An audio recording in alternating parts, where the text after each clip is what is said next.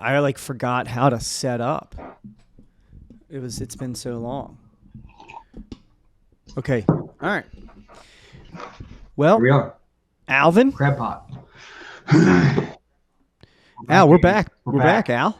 We are back. Did we ever really leave though? Did we ever really leave though? I don't know if we ever left, but we may have not left, but we weren't here. If that makes any sense. I don't think that makes any sense, but we're Makes a ton back. of sense to me, buddy.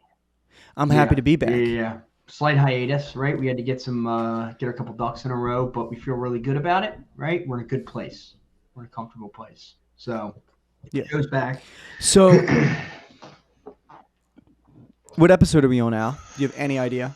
It's got to be like 8 or 9 at this point. I think we're That's what 17 I or said. 18. Episode Nailed it. 17 or 18. So, maybe you're a first time viewer. Maybe you've been watching us. Maybe this is going out to nobody and nobody's seeing it. But we want to make sure that everybody knows that we're back and we're dedicated. We're dedicated to this show. And as a homage to us being back, our sponsor this week is very Extremely special. special. Love our sponsor. Our sponsor this week is That Mortgage Show. This is episode 17 or 18, episode 17 or 18 of That Mortgage Show, brought to you by That Mortgage Show. We'll put ourselves out there. We'll prop ourselves up. So, Not afraid to do it. so maybe you're out there and you've been wondering where we were. Well, we're back. And maybe you're somewhere out there watching this now and you're thinking, I never knew you were gone. In fact, I forgot you existed. Doesn't really matter to us. We're out here. Because we're thriving, baby, and we love it. We're enjoying it. Whether you knew that we were here or not, a lot of you probably didn't know we were here. And that's fine because we kind of operate in the shadows sometimes, right? And then we sneak up on you, and then we pop some good content out to you, right? Like a ninja, which is something that me and Abby's son have in common. A love for ninjas and also space and dinosaurs, right? But we're here. And we're making power moves and we're throwing good content at you, and we got a lot more coming in 2024. Right? And why is that? 2024. Well, it's funny. 2024 used to mean something back about 2004, 5, 6. The old Hereford High School backfield. 2024 really meant something. Okay, because Al wore jersey number 20, I wore 24. We were both running backs, right? And it was like thunder and lightning. A lot of people refer to us as thunder and lightning. You used to hear it on the radio all the time. Thunder and lightning strike again. It was echoing in the stadium all until Andrew DePaula called an audible and gave Abby the ball, and he broke his leg and completely changed the trajectory of his and my life forever. But that's what I'm getting to right now. Save that for a different episode. Shit, them boys having the time of their lives. So, again, brought to you by That Mortgage Show. That Mortgage Show. That Mortgage Show. That Mortgage Show brought to you by That Mortgage Show. We're going to get right into it. New Year, same show. New Year, same segment. First segment, best segment. I don't know. Yeah. It's a segment. What is your rate? So, Al, it's that time of month again. All right. Everybody's walking around on eggshells because it's the CPI report. It's coming out. It came out. CPI report, just as a reminder, that is the Consumer Price Index.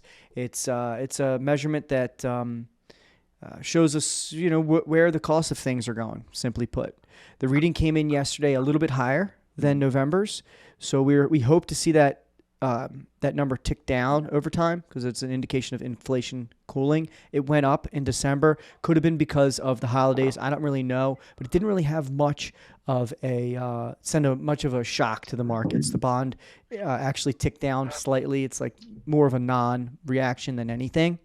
And today, a report that always comes with CPI is PPI, which is Producer Price Index. That came in unexpectedly lower. So, quote here from the Labor Department: wholesale prices unexpectedly declined in December, providing positive signal for inflation. So, as always, this is just information that the Federal Reserve is going to, take and apply, and nobody really knows what they're going to do with it. All we can do is speculate. It's good that the numbers didn't, soar. Nobody freaked out. So those are all good things. I don't know. Does anybody really care about this stuff, or are we boring people? That's a tough question. But I can tell you this: I find myself reading about freaking the cost of cereal and baked goods. So sometimes I really don't know what's happening. I don't know. I'm gonna shoot it to you, Al. I'll take it from here. I'm spiraling. I'm at a point where I don't really know where to go from here. I feel like I just drank from a fire hose, right? It's a lot of information, a lot to take in. So here's what I can say, right? Treasury bill before New Year's was kind of trending down, right? Treasury bill kind of popped up in the new year here. It's remained steady over the past week and a half, right? Maybe came down a touch today. You have two different kinds of people in this world. Now, as far as what that means for rates, by the way, they started to come down a little bit, and then they kind of, came up just a hair and kind of leveled off, right? And they've been consistent now. So, we're not eating cheese, we're not shooting fireworks, we're not popping confetti, right? But we're also, the finger's not on the red button, right? We're not toes on the edge of the roof either, right? Everything's fine. We're just going to hold steady. We're in a holding pattern, if you will. Now, there's two people. There's two kinds of people in this world, and two kinds of people only. There's people that take all this information about CPIs and PPIs and LVIs and DVIs, right, and AVIs and OVIs, and they absorb all this information, and then they kind of come up with their own ideas, and they read the tea leaves about where things are going, and make up their own projections about what's going to happen in the future. And then, all right, so that's AB. And then you have people like myself who let other people take all that information in and then spit out what it really means and what the projection is, right? And then I regurgitate that, right? And then I just kind of run with what they say, right? Because I don't like to get caught up in the weeds, right? It's a little bit too much for me. So two different kinds of people. Basically, I'm the kind of person that I want you to explain it to me like I'm 5 years old, right? I just want to know the basics, give me the cliff notes, and then I can run with that. So you have them two different sides. You have what all the information is, and then you have what all the information means, and then you got to get the best of both worlds. So in summation, I think that explaining to a fifth grader, the cost of stuff kind of stayed the same, and the Federal Reserve is going to say, okay, inflation's cooling, we're going to lower rates, or they're not. So we'll just see. My prediction, I don't know. We need more information. He needs more reports. Give this man more reports. Give him some more to work off of. I need to see some more reports. He's just, if you ever look at Ab's computer, it's just data and graphs, right? Bar graphs, pie graphs, Venn diagrams. He's got it all, and he just sucks in all this information. Dot plots. Oh yeah, dot plots. He's just and at this particular point in time, a lot of maps with different colors on them. And at this particular point in time, right, he just doesn't have enough information. So I don't know where my bar graph ends and my pie chart begins sometimes, and it's a lot. So read and react is probably the better way. You don't want to have paralysis by analysis. Why don't we? I think that kind of sums it up for what's your rate. Let's move on to facts and queries. We're going to change it up just a tiny bit. Just a tiny bit this week. We're going to change it up just a tiny bit. So.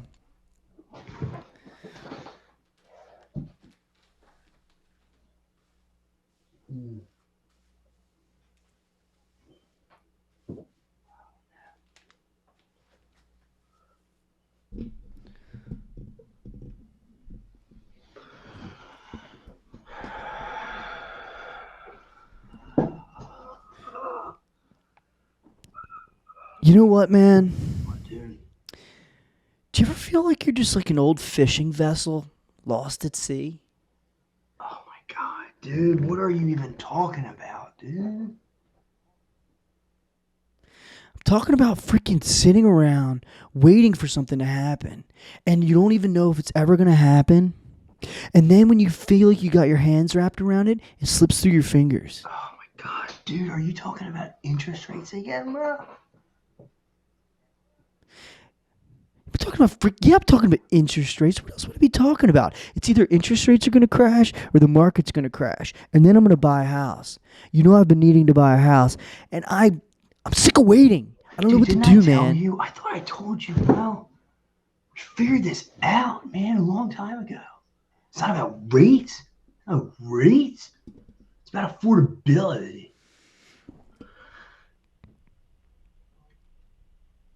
Affordability, man. What do you know about affordability? What do you know about anything? Sometimes I think that you think you know everything about everything, but really, when it gets down to it, you don't know anything. You don't know anything about anything. I'm a mortgage lender, dude. If you even care. You know what? You say I don't care, but I watch. You've changed, man. You've changed. Damn right I've changed, dude. You're damn right I've changed. Started to see the light, right? I knew it wasn't about interest rates, right? It's about affordability. How much is on the market right now? When you can buy, dude? I know that. You're an empty vessel. You don't. I'm trying to fill you some knowledge. How do you even know anything about this stuff, man? I'm trying to tell you, bro. How long are you gonna wait around with everybody else that's been waiting around? I don't know, man. Sometimes I feel like if I just wait for rates to get in the fives, man, that's when I'll get in the market. That's when it'll be my opportune time to get in the market and buy when they're in the fives, dude. What if I buy today at 6.5 and then 3 months later they're at 5.5? What then, dude? What then, Mr. Freaking Know-It-All? Refinance, dude, but at least you got your house when there was some inventory. Cause you think that's gonna go away, dude? Been saying it for years. You gotta strike while the iron's hot. And the iron's hot. What do you think I don't? What do you think I don't? You don't think I freaking know that, man? You don't think? What do you want to hear from me? What do you want to hear, man? What do you want to hear that during the pandemic I had a chance to buy a house and then I waited a little bit too long and then I got beat out by all the cash buyers that entered the market, dude? Is that what you want to freaking hear? You want to hear me get on my knees and tell you that in 2022 I could have bought a house and today it's worth freaking $100,000 more than when I had an opportunity to buy it? Is that what you want to freaking hear? Does it make you feel good to hear that come out of my mouth, dude? Nothing makes me feel good, first of all. I'm a tormented soul. But that makes me feel terrible, dude. I don't want that to happen again. That's why I'm saying you need to buy now. So that you can say in 2 years from now that you made the right choice and you bought when you could. When there was inventory. So you're telling me, man, that if there's some like simple answer to my problems and I just refuse to see it? I'm saying you gotta. Maybe I frickin' What? what? The fuck did you say, dude? The fuck you just say to me, man? What? What? You think this is a friggin' You joke, think I have man? fun telling people that they're wrong, bro? You think I have fun telling people? This is my freaking life. This is my life, man. This is my life. I want to buy a freaking house. I want to move on with my life, dude. Then do it, dude, because the time is now. You gotta trust me. I don't know a lot about anything. I hate everything, but I know that. What? What do you know? I know that if you can afford it, you need to buy it. And you can refinance your rate down the line. But now's the time. Whatever. Dude, I'm done with this, man. I'm out. I'm out. I'm out. Dude. And we're back. That's going to be tough for people to watch. But we're going to chop it up. We'll chop it up. Make it digestible. It was just All right. we were going 1,000 miles an hour down a one-lane highway with no destination. But boy, was it a fun ride. You know?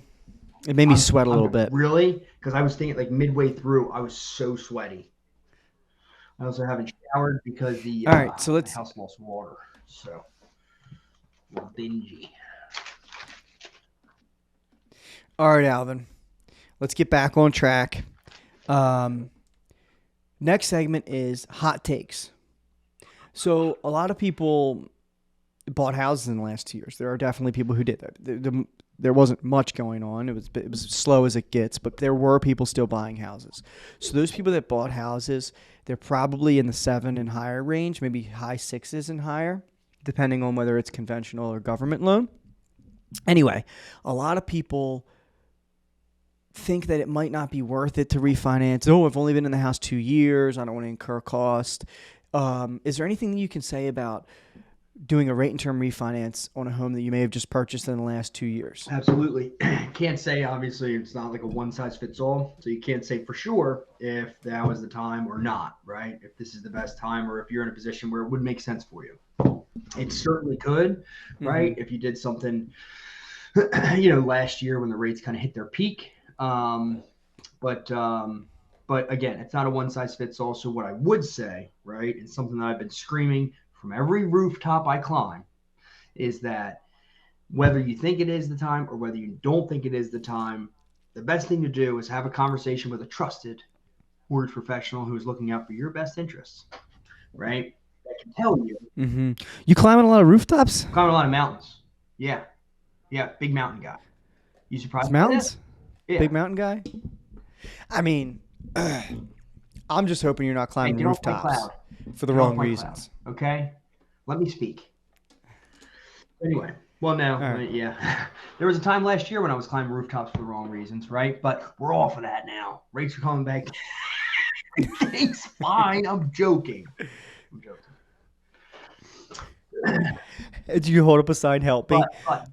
So back to the point at hand. So you are suggesting that there's never a tried and true calculation you can do. No, it's never a definitive time because it's going to make sense at different times for different people, right? Some folks want to refinance just to defer a mortgage payment or two, and some people are only going to do it if they can save, $300 a month, right? Those are two completely different situations.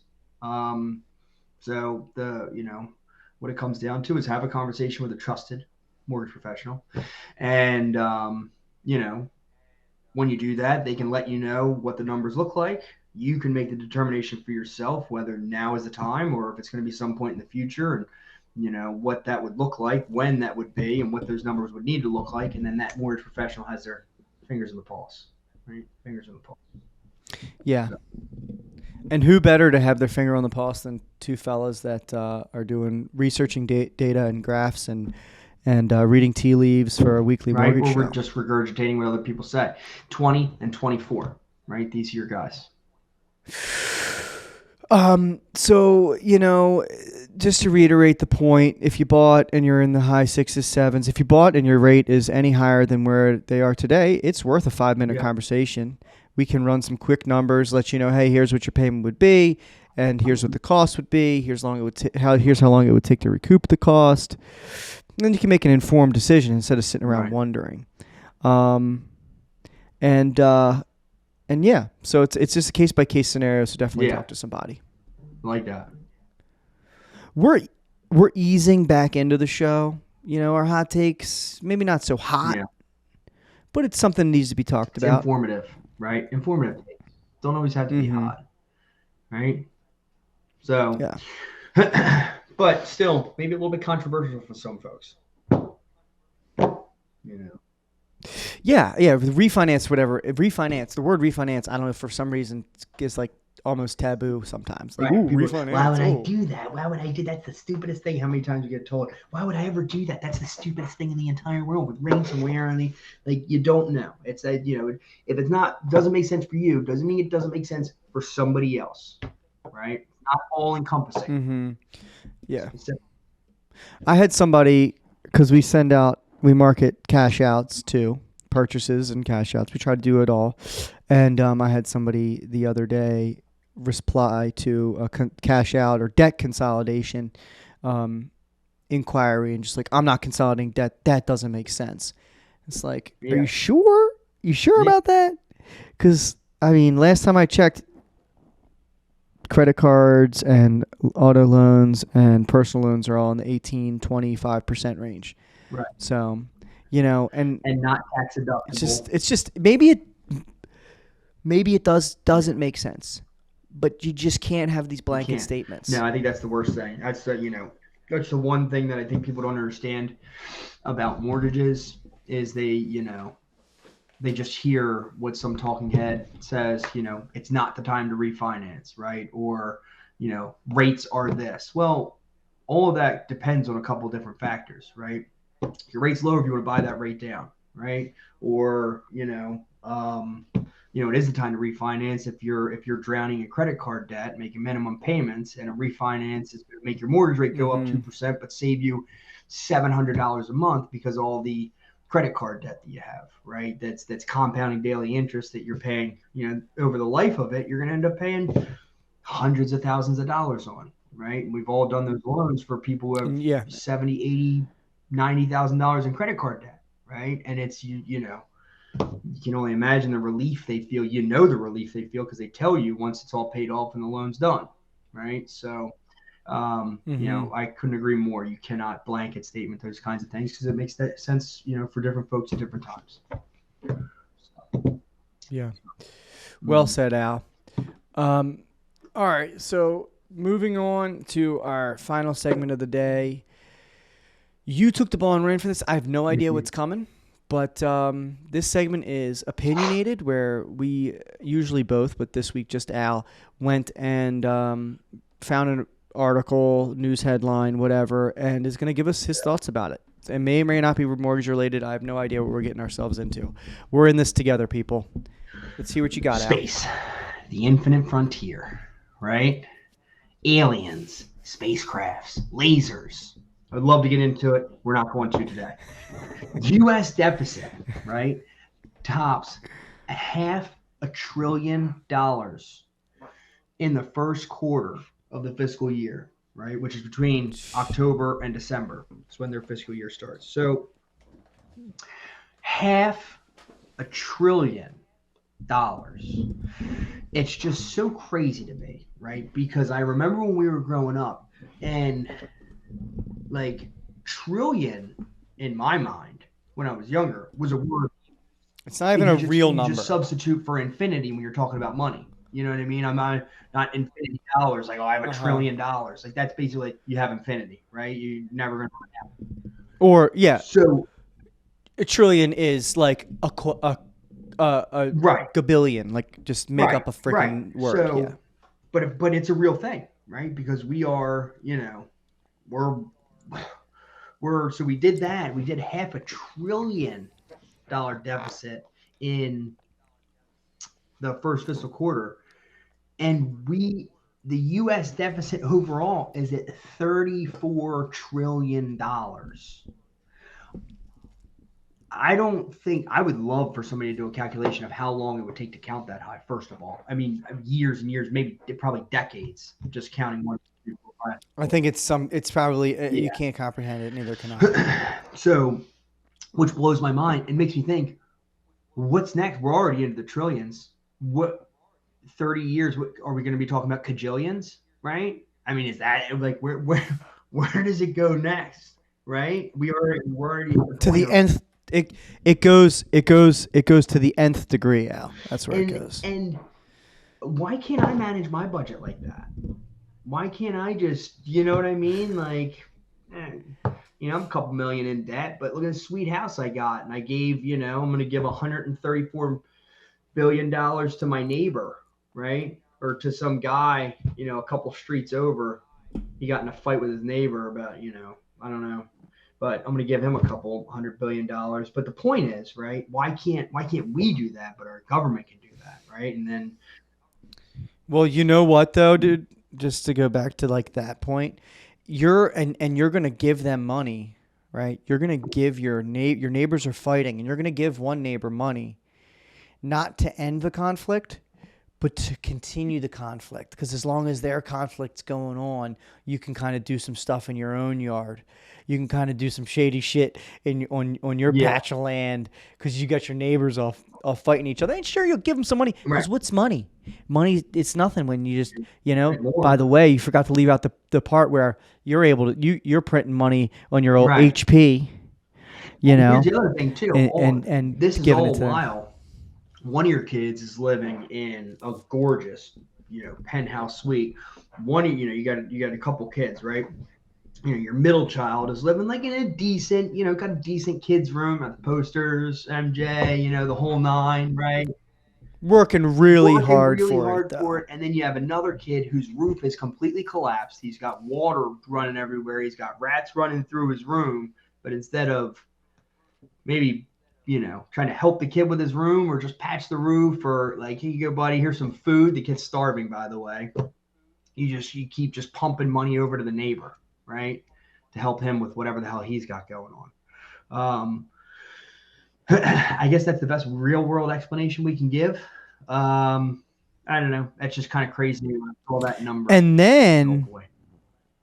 you forgot about the one kid you have that it's consistently caught smoking crack that that you funnel money to through your other neighbor. You funnel money to that kid You through don't your want the other other kids to know neighbor. about it, so you give it to the neighbor, and then the neighbor give it back to the kid. Yeah. Your crackhead kid is selling his third grade freaking outline of his hand artwork to the rich neighbor down the street. So you look the other way when he doesn't abide by the HOA rules. Man, how crazy would it be if that happened in real life? It'd be really insane. What if it happened like between countries and stuff? Holy crap, we'd live in a really mixed up world, wouldn't we? Would believe it. I don't think anybody would believe it. It's too far. No, that would be a conspiracy. Even theory. Hollywood couldn't make up a story like that, Abs. No. Even the smartest minds at the FBI and CIA couldn't come up with those. Even plans. the smartest minds at our greatest universities, like Harvard, and Penn, where the Wharton School of Business is, they couldn't come up with stuff like that. That's just too crazy. No, Right. they would never let it happen because they're too smart for that. They're not getting duped. What are you, nuts? Never. They're the best. They're the best among us. They want everybody to have a fair shot, no matter what, and they want it to be about merit and hard work and being smart and intelligent. It's not like, these people worked hard to get there. It's not like they plagiarized their papers, right? It's not like they cheated to get to the top, So these are hardworking people. You're not gonna get one by them, right? Keep that in mind. And they mean well. Always.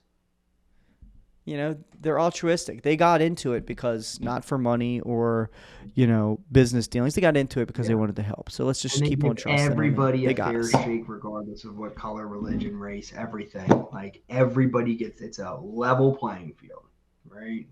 Special treatment. And you know what impresses me most about the Harvard and like Cornell and all these places is they're so intelligent and smart, but they never, like, it would be so easy for them to project that you're dumb and they're smart because they're intellects.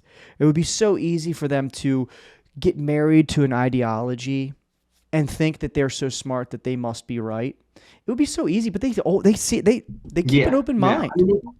And they hear all sides. They only deal in common sense, right? They're not dealing with all this nonsense, fairy tales. You can make up a bunch of stuff and you claim that it's true. No, they're down to facts, right? They believe in facts and science. Well, dude, I was just gonna say they're about math and science, and if it's provable and if the data's there, that's all that matters. It's that they don't judge by feelings or safe spaces. It's It's all about really Yeah. just the numbers. Right. It's It binary. absolutely is. Right. So grounded people stick to the facts, not dealing with pixies and pixie dust and unicorns. Right. So couldn't agree more. Yeah. You know what? Last thing about them. Okay. I think that since they are just so great, that they should have endowments worth hundreds of billions of dollars, and they should be able to perpetuate the running of their school with their investments. But instead of giving away free tuition, they should continue raising their Great idea. tuition so they can continue to grow their endowments and pay themselves and pay the people that can make rules that benefit them, because they deserve it. Because look how they you got know to where they are. Right? they've got the They degrees. They're at the heads of the most important institutions in the country, right? So in the world. So yeah, absolutely. And who Mhm. you know, I mean, it's not like these people would ever take money from overseas, from places that house terrorists, or you know what I mean. Like they're they're Yeah. going to pick and No. choose. They're not going to be bought. These people are they're not going to be bought by foreign entities. So or governments. So And listen, the last thing that they would ever allow on their campuses No. is violence. they're going to Okay. Especially against us, like a minority group.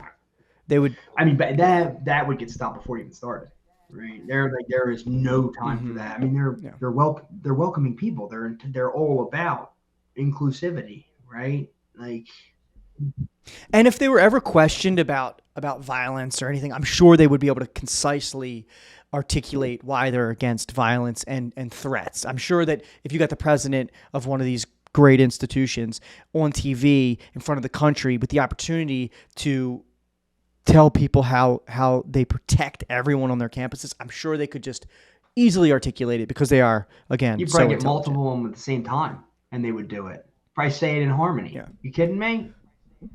Yes. I mean, this is the real world, Yeah. right?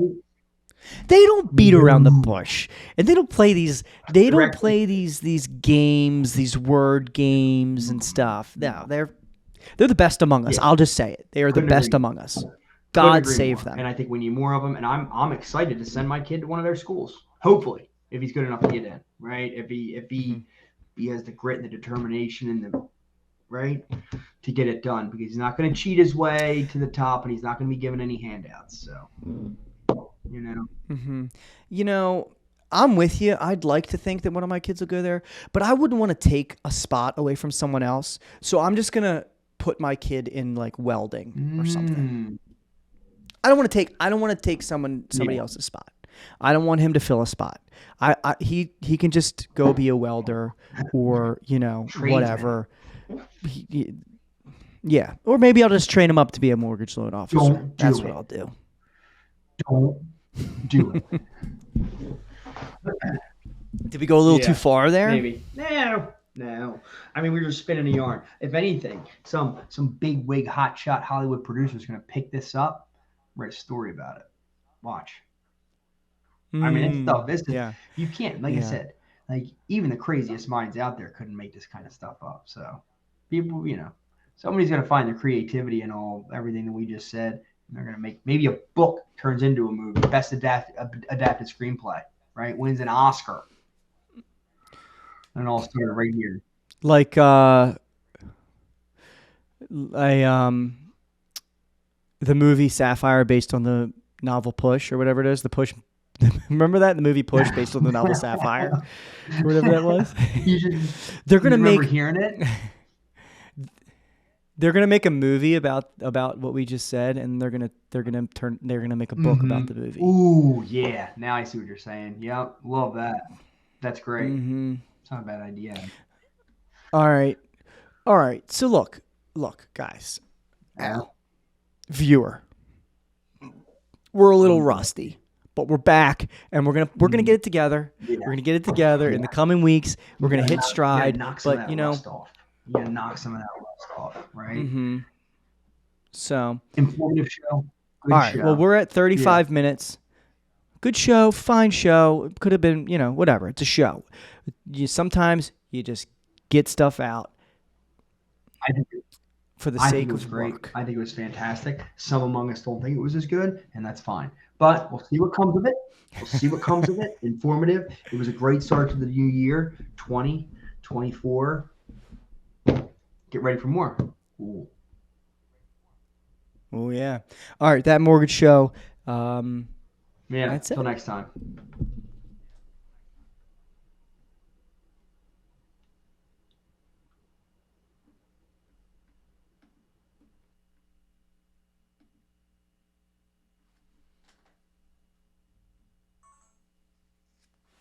Shoot.